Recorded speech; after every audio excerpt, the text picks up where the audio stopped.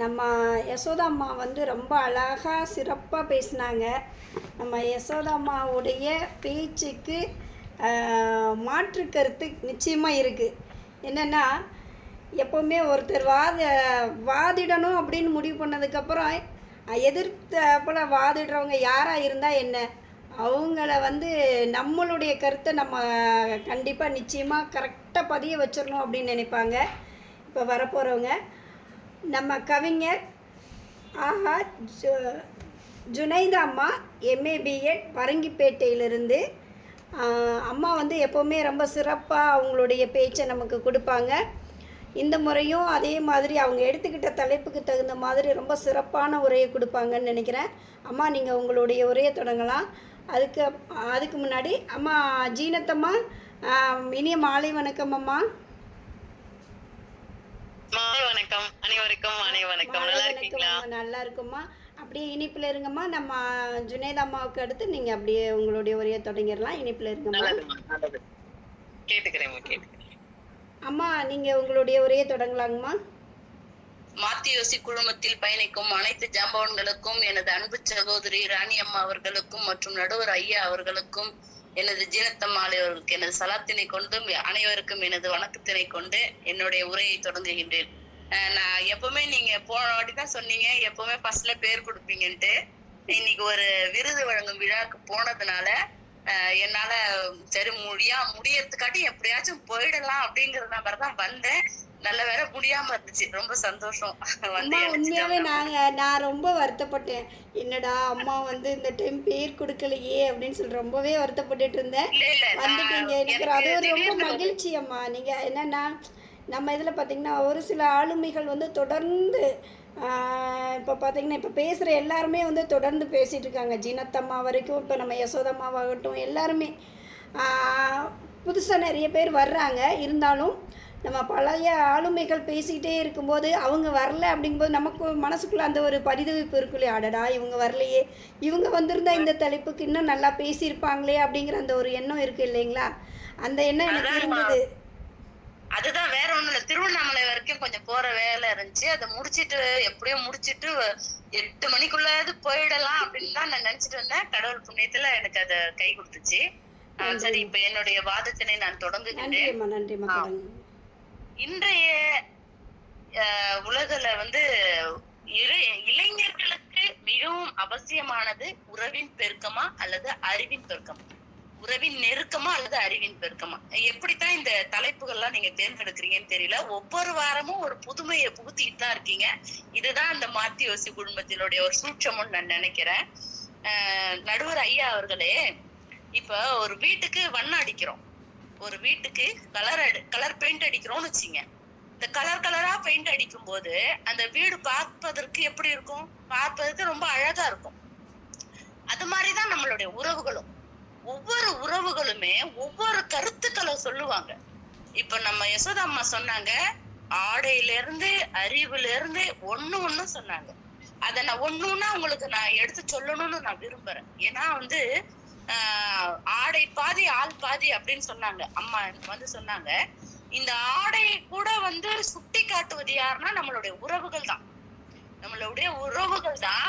நீங்க என்னுடைய மாமனார் முன்னக்க நான் இது வரைக்கும் நான் உட்கார்ந்ததே கிடையாது. சரிசமமா வந்து எனக்கும் இத்தனை வயசாயிடுச்சு. ஆனா என் மாமனார் பின்னாக்க நான் வந்து சரிசமமா அவர் மேல உட்கார்ந்தா நான் கீழே தான் உட்காருவேன். நான் ஒரு கூட்டு குடும்பத்துல பிறந்தாலும் கூட்டு குடும்பத்துல மணந்தாலுமே அவங்களுக்குன்னு கொடுக்கக்கூடிய மரியாதைங்கிறது அறிவு சம்பந்தமா வரப்போறது இல்லை. நம்மளுடைய வளர்ப்பு, நம்மளுடைய தாய் நம்மளை வளர்த்த விதத்தின் மூலயமா தான் நமக்கு வருமே தவிர இதுக்கும் அறிவுக்கும் எந்த விதமான சம்பந்தமும் இல்லை. இப்ப எல்லாம் சோசியலா போயிட்டாங்க. இந்த அறிவின் பெருக்கத்தாலதான் அந்த ஒரு மதிப்பு மரியாதையும் மங்கி போயிடுச்சுன்னு நான் சொல்லுவேன். மாமாவை எப்படி கூப்பிடணும், மாமியை எப்படி கூப்பிடணும், அத்தைய என்னுடைய கொழுந்தார் பையன் வந்து கையை தட்டி தட்டி கூப்பிடுறான். என்னை எப்படி கூப்பிடணும்னு கூட அவங்க வீட்டுல சொல்லி கொடுக்கல. ஏன்னா அந்த அளவுக்கு வந்து இப்போ தான் உண்டு தன் பிள்ளைங்க உண்டுன்னு அப்படியே இருந்துட்டாங்களே தவிர ஒரு குழந்தைகிட்ட இவங்க சித்தப்பா இவங்க பெரியம்மான்னு கூப்பிடு அப்படின்னு யாரும் சொல்லி கொடுத்து வளர்ப்பது இல்லையே நடுவர் அவர்களே.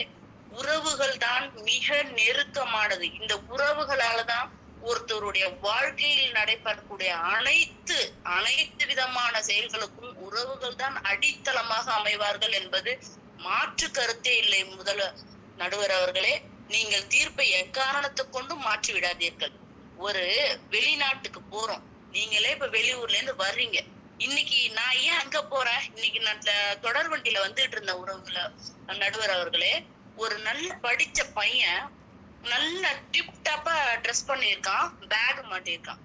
எப்படி அவனுடைய பர்ஸ் மிஸ் ஆயிடுச்சு, எப்படி மிஸ் பண்ணாங்களோ, கடையில வச்சாலும் இல்ல ஏதோ அடிச்சுட்டாங்களோ தெரியல. அந்த புள்ள அப்படியே தவிச்சு போயிடுச்சு. ட்ரெயின் டிக்கெட் எடுக்க முடியாம அழுவுது. எல்லாரும் சேர்ந்து அந்த இடத்துல, நானும் இன்க்ளூடிங் மீ, எல்லாரும் சேர்ந்து என்ன பண்ணோம், அந்த பையன் என்ன ஊருக்கு போறான்னு கேட்டுட்டு எல்லாருமே கை கொடுத்து, உடனே அந்த பையனுக்கு என்ன ஊருக்கு டிக்கெட் எடுக்கணுமோ நாங்க எல்லாரும் சேர்ந்து அந்த பிள்ளைக்கு காசு கொடுத்து, அதுக்கு மேற்கொண்டு அந்த பையன் வீடு வரைக்கும் போய் சேர்றதுக்கு தனக்கு தேவையான அனைத்து பண உதவிகளையும் செஞ்சு அந்த பையன் ஊருக்கு போறதுக்கான அத்தனை சிறப்புகளையும் நாங்க செஞ்சோம். எதை கைமாறு கருதாம, எதையும் எதிர்பார்க்காம, நல்லா படிச்ச பையன், நல்லா படிச்சு நல்ல ஒரு வேலையில இருக்கிற பையன் தன்னுடைய அசால்ட்டா இருந்த தூங்கிட்டதுனாலயோ இல்ல யாரோ திருடிட்டு போனாங்களோ என்னன்னு தெரியல. ஆனா அந்த பையன் தொடர்ந்து அழுதுகிட்டு இருக்கும் போது எல்லாரும் என்னன்னு கேட்கும் போது அந்த இடத்துல யாரு எங்கனே யாருன்னே தெரியாது. அந்த பையனுக்கு நாங்க உறவும் இல்ல, நாங்க உற்றாரும் இல்ல. ஆனாலுமே அந்த 10 உறவுகளும் சேர்ந்து அவனுக்கு கை கொடுத்து அவன் வீடு வரை செல்வதற்கான அனைத்து வழிபாட்டுகளையும் இன்று நான் கண்கூடாக பார்த்தேன். அப்போதுதான் தோணுச்சு, இந்த உறவுன்னா யாரு இவங்கன்னே தெரியாம கை கொடுத்தோம் பாருங்க. அவனுக்கு அறிவு இருக்கு, அவனுக்கு நாலேஜ் இருக்கு. அந்த நாலேஜ் வச்சுக்கிட்டு அவன் என்ன பண்ண முடிஞ்சது, ஒண்ணுமே செய்ய முடியல. அந்த ஸ்பாட்ல அவனால ஒண்ணுமே பண்ண முடியல. அவனுக்கு நல்ல படிச்ச பையன், நல்ல ஒரு எஜுகேட், நல்லா தெரியுது, ஒரு வேலையில இருக்கிற பையன், அவனால அந்த செகண்ட்ல ஒண்ணுமே பண்ண முடியல. அப்போ அந்த இடத்துல கை கொடுத்து தூக்கி அந்த பையன் வீடு வரைக்கும் வழிகாட்டினது நம்மளுடைய உறவுகள் தான் நடுவர் அவர்களே. இன்றும் ஒரு செய்தி, அறிவின் தன்மைகளை மிக அருமையாக எடுத்து கூறினார்கள் நம்முடைய யசோதா அம்மா. யசோதா அம்மா அமைதியின் அடைக்கலம் சொல்லுவாங்க. அவ்வளவு அழகா பேசுவாங்க, அமைதியா பேசுவாங்க. நீங்க சொன்ன மாதிரி அவ்வளவு அமைதியா எடுத்து சொன்னாங்க. இந்த உதவிகள் செய்பவர்கள் யாரு அப்படின்னு பாத்தீங்கன்னா பாருங்க, கண்டிப்பா உறவுகள் தான். உறவுகள் இல்லையே நம்மளுக்கு ஒரு பையன் படிக்கிறான், அவன் நல்லா படிக்கிறான், 5th ஸ்டாண்டர்ட் வரைக்கும் நல்லா படிக்கிறான், ஹையர் செகண்டரி ஸ்கூல் நல்லா படிக்கிறான், காலேஜ்ல கோல்டு மெடல் வாங்குறான், நல்லா படிச்சு ஆனா எந்த பையன் படிச்சுட்டு ஊரோட வேலை பாக்குறான் சொல்லுங்க பாப்போம்? ஒரு அளவுக்கு தான் ஸ்கூல் படிப்பாங்க, காலேஜ் பண்ண கோல்டு மெடல் வாங்குவான். அடுத்தடுத்த அவனுடைய நோக்கமானது அடுத்தடுத்த நோக்கமானது அடுத்ததை நோக்கி சென்று கொண்டே இருக்கும். அப்ப வெளிநாட்டுக்கு போயிடுவான். வெளிநாட்டுக்கு போயிட்டு அமெரிக்காலயோ இல்லது லண்டன்லயோ கை நிறைய சம்பாதிப்பான். ஆனா அவனை பெற்று வளர்த்த தாயாக இருக்கட்டும், தந்தையாக இருக்கட்டும், இங்க தனிமையில் வாடுவார்கள். என்றோ ஒரு நாள் பேசுவார்கள். தனிமையில் எத்தனை முதியவர்கள் அழுது கொண்டு மனதளவில் வாடிக்கொண்டிருக்கிறார்கள் என்று தெரியுமா நடுவர் அவர்களே? இன்னைக்கு காசு பணம் சம்பாதிக்க வேண்டியதுதான், அறிவால மட்டும்தான் காசு பணம் சம்பாதிக்கிறாங்க. ஆனா காசை யாராலையும் திங்க முடியாது, பணத்தை யாராலையும் திங்க முடியாது. அந்த காசு பணத்தை அறிவால மட்டும்தான் சேர்க்க முடியும். ஆனா இவங்க என்னன்னா, நம்மளுடைய உறவுகள் கை கொடுக்கணும்.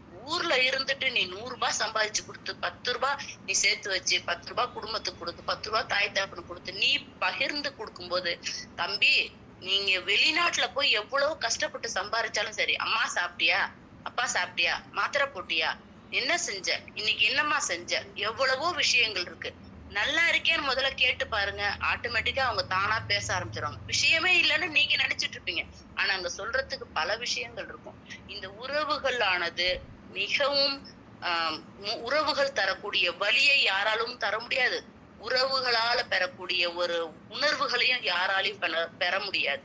பணத்தால எக்காரணத்தை மட்டும் பெறவே முடியாது. அறிவு இருந்தா கண்டிப்பா நம்ம வாழ்க்கையில முன்னுக்கு வரும், வாழ்வோட உச்சத்தை தொடுவோம், இல்லைன்னு நான் சொல்லல. அது கூட உறவுகளையும் இணைக்கணுங்கிறோம். உறவுகள் இணைந்து இருந்தா மட்டும்தான் நம்ம ஒண்டி சம்பாரிச்சு நம்ம சாப்பிட்டு நம்ம என்ன பண்ண போறோம்.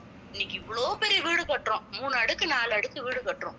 வீட்டுல யாருப்பா இருக்கா, யார் இருக்கா? வீட்டுக்கு பாத்தீங்கன்னா யாருமே இருக்க மாட்டேங்கிறாங்க. அப்ப அதே ஒரு சின்ன வீடா இருந்தா கூட மாமா சித்தப்பா எல்லாம் பக்கத்துல இருக்கும்போது அந்த ஒரு சந்தோஷம் யாரால கொடுக்க முடியும்? நீங்க ஏன் வெளிநாட்டுல நீங்க வெளிநாட்டுல இருந்துறீங்களா? வருஷத்துக்கு ஒரு தடவை எப்படி ஏங்கிக்கிட்டு வரீங்க? உறவுகளை பார்க்க தானே. உறவுகளோட இருக்கத்தானே. அப்ப அந்த உறவுகளும் வேணுங்கிறதுக்காகத்தான் உங்களை நீங்க எவ்வளவுதான் நீங்க சம்பாதிச்சாலும், அறிவினுடைய நாட்டத்தை நீங்க நாடி சென்றாலுமே உறவுகள் வேணும். நம்ம போய் பார்க்கணும். வருஷத்துக்கு ஒரு தடவையாவது போய் அப்பா அம்மா கூட இருக்கணும்னு எத்தனை இளைஞர்கள் இன்னைக்கு ஊரை தாண்டி வந்துகிட்டு தான் இருக்காங்க நடுவர் அவர்களே. அது மட்டும் இல்ல, அறிவை மட்டுமே வைத்துக்கொண்டு ஒன்றுமே செய்ய முடியாது. இது ஆணித்தரமா நான் சொல்றேன். வெறும் அறிவை மட்டும் வச்சுக்கிட்டு எது ஒண்ணுமே செய்ய முடியாது. அது மட்டும் இல்ல, அம்மா சொன்னாங்க போதை அதெல்லாம் சொன்னாங்க. இன்றைக்கு அந்த பாருங்க, ஒரு ஸ்கூல்ல இப்ப நம்ம நிறைய நியூஸ்ல பாக்குறோம். டெய்லி பாருங்க, சின்ன பிள்ளைங்க ஸ்கூல்ல போற டீச்சர்ஸ் எல்லாம் வந்து ரொம்ப கொடுத்து வச்சவங்க. ஒரு எலிமெண்டரி ஸ்கூல்ல, ஒரு மிடில் ஸ்கூலுக்குள்ள ஓரளவுக்கு இருக்கும். ஆனா இந்த ஹையர் செகண்டரி ஸ்கூல்ல வேலை செய்யற டீச்சர்ஸ் எல்லாம் ரொம்பவே பாவப்பட்ட ஜென்மங்கள் தெரியுங்களா. இப்படி திட்டுனா லெட்டர் எழுதுவோம்பான், அப்படி கைய கொஞ்சம் குச்ச தூக்குனா ஓட்டோ புடிச்சு போட்டுருவாங்க.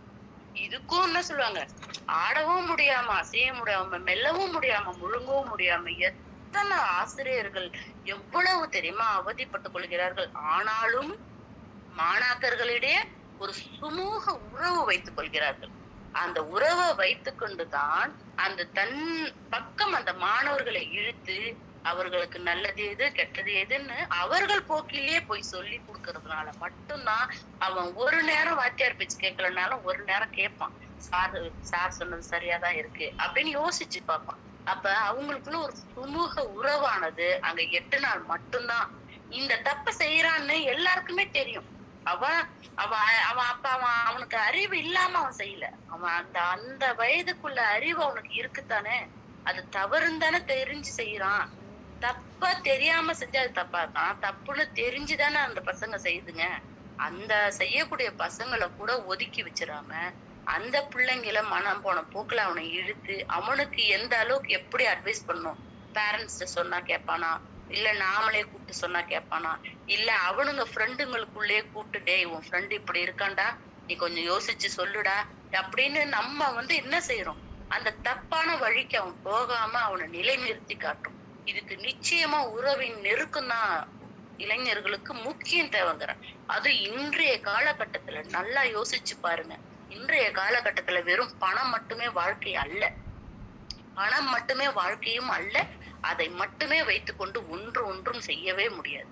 அந்த ஒரு வெளிநாட்டுக்கு போறான், போய் இறங்கின கையோட அந்த ஊரு எது தெரியாது, அந்த உலகம் தெரியாது, அந்த நாடு தெரியாது, அந்த மொழி தெரியாது, அந்த பாஷை தெரியாது. ஆனாலும் அவனை கூப்பிட்டு, நீ என்ன ஊர்ல இருந்து வந்திருக்க, இந்த ஒரு பையனா வா அப்படின்னு சொல்லி பல தோழர்கள் எல்லாரும் ஒன்று சேர்ந்து அவர்களுக்குள்ள ஒரு உருவாக்கி கொண்டு, அந்த பையனுக்கு ஒரு உடம்பு சரியில்லைன்னா உடனே அவங்க அம்மா அப்பா வீட்டுக்கு பேசுறதோ, இல்ல அவனுக்கு ஏதோ ஒரு பண கஷ்டம், என் பணத்தை நான் கொடுக்குறேன்டா, அடுத்த மாசம் உன் சம்பளத்தை வாங்கி என்கிட்ட கொடுக்குறான். எதன் மூலியமா வருகிறது? இந்த உறவின் நெருக்கத்தால் தான் வருகிறது. அவன் 1000 அறிவு படைத்தவனாக இருந்தாலுமே இந்த உறவுகள் இல்லை எனில் வாழ்க்கையில் மிகவும் முன்னுக்கு வருவது கஷ்டம். அதாவது ஆண்களாகிய, அதுவும் இளைஞர்களாகிய அவர்கள் இந்த காலகட்டத்துல எவ்வளவு கஷ்டங்களை கடந்துதான் வருகிறார்கள். ஒவ்வொருவருக்கும் உறவுகள் சரியாக அமையவில்லை என்றால் அதனுடைய வாழ்க்கையோட ஒண்ணுமே சொல்ல முடியாம சூட்சமே இல்லாம போயிடும்.